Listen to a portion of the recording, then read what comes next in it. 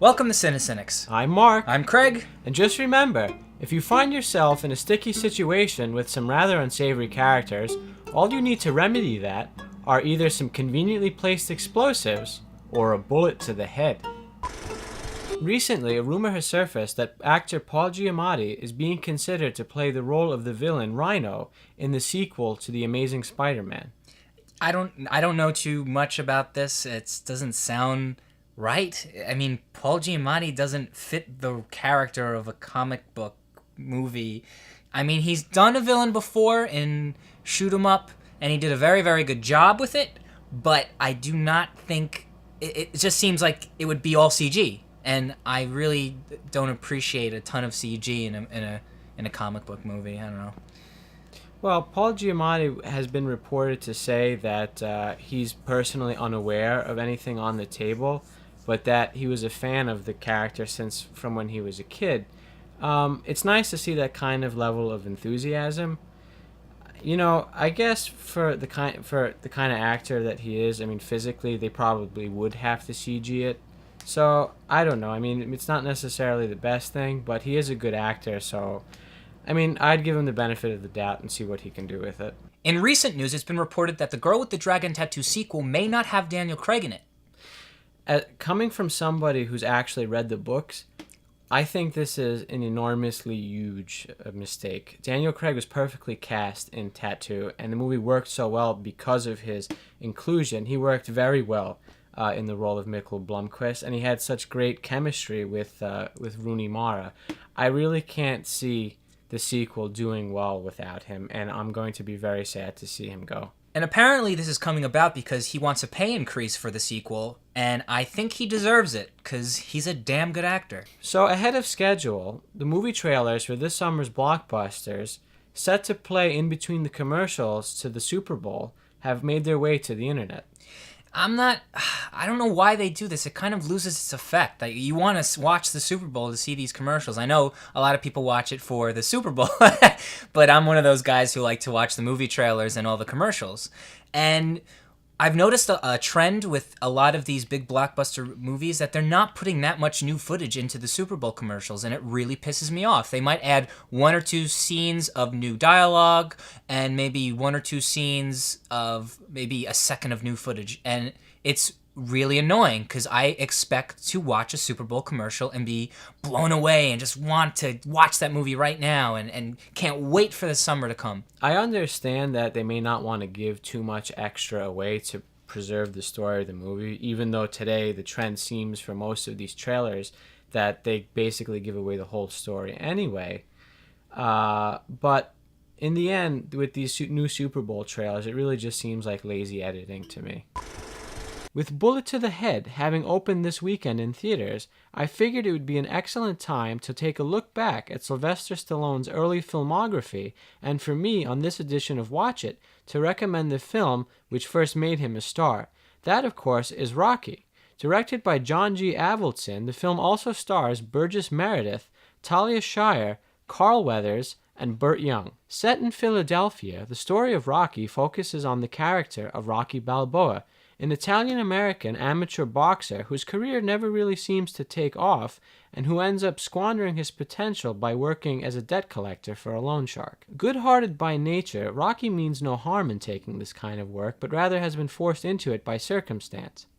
As his lack of education and below-average intelligence makes getting any other kind of work basically impossible for him, life has led him down this path to where he's now being taken advantage of by local mafia figures. One day, Rocky's luck takes a dramatic turn for the better when world heavyweight boxing champion Apollo Creed selects him nearly at random from a list of amateur contenders to replace an injured opponent in a bout for the title, thus giving Rocky his one-in-a-million shot to go the distance. The perpetual underdog who goes from rags to riches is a theme which continues to resonate with movie audiences, and Rocky is perhaps the most excellent example of this in all of American cinema. Rocky has a tremendous amount of heart, and the viewer can't help but place themselves right in his shoes, empathizing with his struggles, cheering wildly as he trains rigorously in that now famous montage to be ready for his fight with Creed, and hoping in the end that all his striving will be enough to lead him to victory. The deep emotionality of this film succeeds in no small part due to the stellar performances of an amazing supporting cast. Burgess Meredith as Mickey plays the frustrated coach and father figure who tries to get Rocky to realize his potential. Talia Shire as Adrian is Rocky's unconditionally devoted girlfriend who ends up becoming his very reason for wanting to give his all.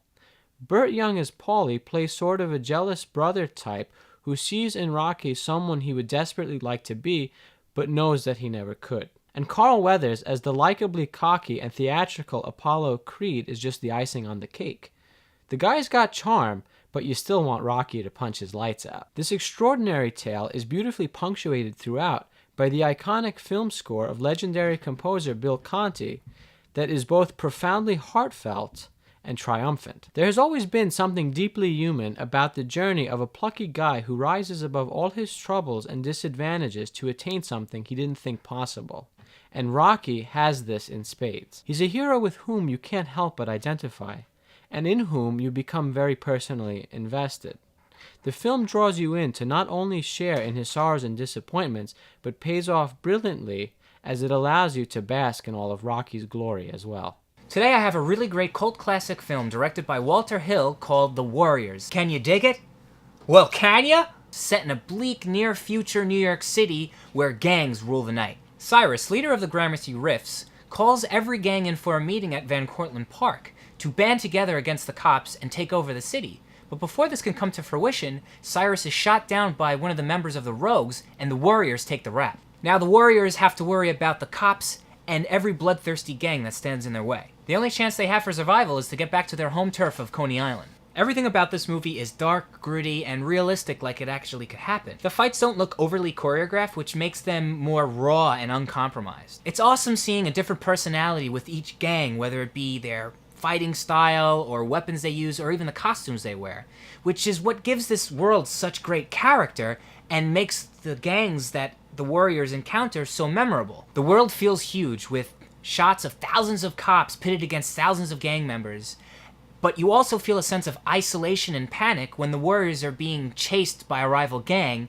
or when they're in a barren subway with nobody around them. The music also sets the tone for each scene, whether it be haunting and dystopian with the isolation you feel, or a throwdown between another gang and the Warriors. Although in its time it was a flop, The Warriors achieved cult status and is considered to be one of the greatest cult classic films of all time. Its dark and gritty atmosphere and realistic take on street gangs is what sets it apart, and that's why I am going to recommend you watch it.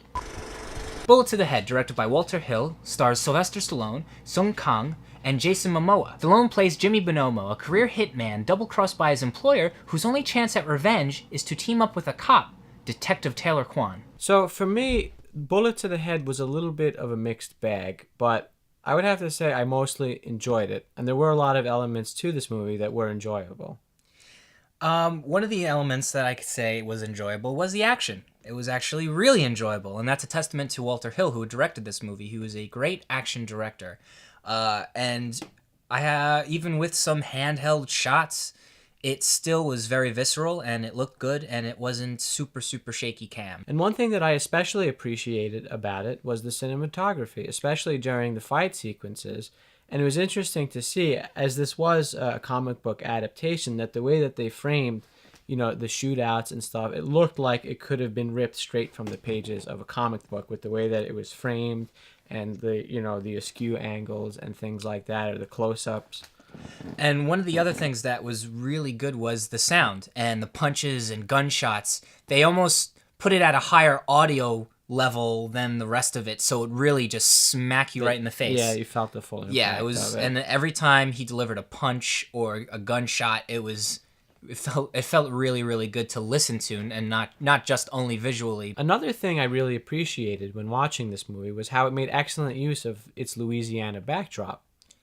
It's not set exactly in New Orleans, someplace outside of it. I can't remember the name of the town exactly, but it's in Cajun country on the bayou. Walter Hill did an excellent job of making use of it to set the mood for the movie, because you have a lot of that dark, dark green forested country, the dankness of the swamp and the humidity in the atmosphere, and and also the locations. You had these seedy backstreet like jazz bars, and but that was also interesting to see that darkness juxtaposed with the vibrancy of all the neon that you would expect in those establishments, and and the very upbeat jazz Creole New Orleans music. One thing that didn't come across believable in this movie was the chemistry between Sly Stallone's character and Detective Kwan. I didn't believe it. It wasn't all there for me. The banter between the two, they were really trying hard, but it just did not come off as genuine, and the characters, it did not mix. I'm not really familiar with the source material, but in adapting this comic book, it seemed to me that Walter Hill was trying to get a new take on that old buddy cop movie formula that so iconic of the 80s. And in fact, it seemed very reminiscent of one of his older works, Red Heat, with Arnold Schwarzenegger and Jim Belushi. I do have to agree to some extent. The chemistry does not work nearly as well as it did between those two in that movie. And one of the reasons I think that the buddy cop formula does not work for this movie is because Stallone knows where he's going with it. He's been in these type of movies before. And the guy playing Quan is completely green. He has absolutely no idea what he's doing. It's like he's a blind man stumbling around the dialogue. It's like you're supposed to just ham it up, and it's supposed to be corny dialogue, but he was playing it completely seriously. It's like you're not supposed to. This is the type of movie where you're not supposed to be taken seriously. Just like Tango and Cash with Sylvester Stallone and Kurt Russell. That worked perfectly, and it was believable, and it was funny. Yeah, and even 48 Hours, too, with Eddie Murphy and Nick Nolte, even though that in itself was actually a little bit more of a serious movie, as it dealt kind of with, race relations between a black and a white character in the 80s.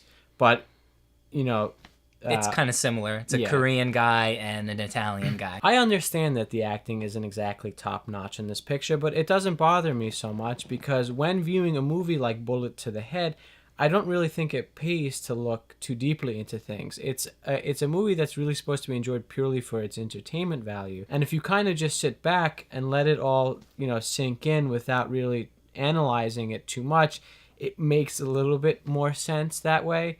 There were some missteps. I'm not going to deny that, but this is a kind of formula we haven't seen in a movie for a long time. I mean, since the 90s at least, I think. I can't remember another 21 Jump Street, but that was kind of a comedy, and it was a remake of an older movie. Oh yeah, this was like, and 21 Jump Street and even Cop Out. Now that I think about it, it's really more kind of lampooning the genre really than trying to resurrect it simply for what it is. And some bits were funny. Some of the dialogue was actually pretty funny, but that funny dialogue was delivered by Sylvester Stallone because he knows what he's doing.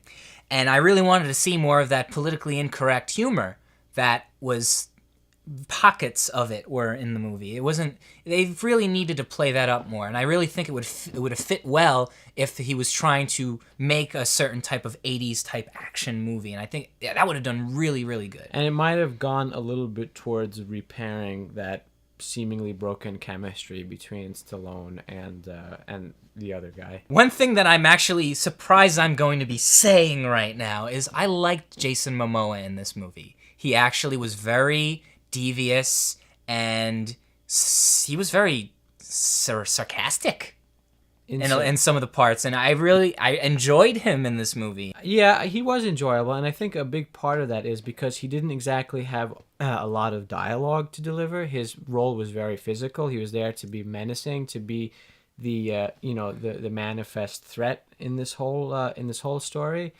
And in that, he succeeded very well. I mean, it wasn't until the very end that he actually had some real acting and dialogue to work on. And in fact, I kind of see some parallels between this movie, especially the ending, and that of Cobra. And Jason Momoa actually kind of reminds me of the villain from that. In a lot of ways. Not the least of which the fact that he's wielding an axe. And for the little that he actually had to do in this movie, Christian Slater was phenomenal in his role as one of the henchmen. And it was really great to see him in a movie that came out in theaters as opposed to, you know, some kind of direct to DVD or television thing. He is a fantastic actor, and he really needs to be in more pictures again. And one thing I didn't really like about this movie was the overuse of CG. I don't like it when it looks like a video game. I like to see all those practical effects, especially Walter Hill, and he is a king of practical effects because he was directing movies in the 80s. I didn't really notice it too much upon viewing it initially, but when I think back on it, I do realize that there was a lot of use of CG in this film.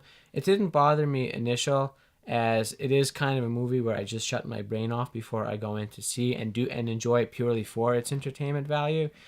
But it is a trend that you see in a lot of action movies that they resort to using CG, you know, presumably because it's cheaper, although I don't really see how it is. But it would be nice to see them going back to using more practical stuff. And we have seen that in movies like The Last Stand or The Expendables. One final thing I would have to add in defense of this movie is that it did maintain a coherent plot throughout. There's nothing remotely special or substantial about it, and it was rather straightforward, but nonetheless it was enjoyable. There weren't any real plot holes to it, and it was something that we've seen told in some form before, but there were enough new twists on it for it to remain enjoyable. And like I said before, if you go in to see this movie purely for its entertainment value, you're not bound to be disappointed. Don't look too deeply into it and just sit back and enjoy the ride. So for me, there was just some glaring flaws with the acting and the dialogue, and overall, I didn't think it was too great of a movie. It was a good Stallone movie, but it wasn't a great action movie for me. I don't know. I'm not going to recommend you go see this out in theaters, and I'll probably not recommend you actually watch this movie, even on rent. If you're the sort of moviegoer that likes to shut their brain off and just be entertained, then yeah, I would say go to the theater to see this. However, in my honest opinion, I would say wait till you can rent it. It probably makes for a more enjoyable night at home than going out to the cinema. If you like CineCynics, rate, comment, and subscribe. And check back every Saturday for more movie news, recommendations, and reviews. And follow us on Twitter, Facebook, and Blogspot. And our question for today is, what are your favorite Sylvester Stallone movies?